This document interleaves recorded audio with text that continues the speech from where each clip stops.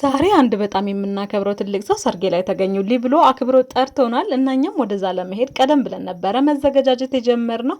እንደምታዩኝ እንግዲህ በተቻለኝ ፏ ብዬ ለመሄድ ሞክሬያለሁ። የመጥሪያ ካርዱ ጋይስ ሌላ ሌቭል ነው። እኔ በቃ እንዴት እንደወደድኩት ልጄ እዚህ ጋር ካላሽ ብላ እያስቸገረችኝ ነበረ። ከዛም ወደ ቦታው ሄድን ማለት ነው። በጣም ደስ የሚል ቆይታ ነበረን። የቀረውን ተጋበዙልን።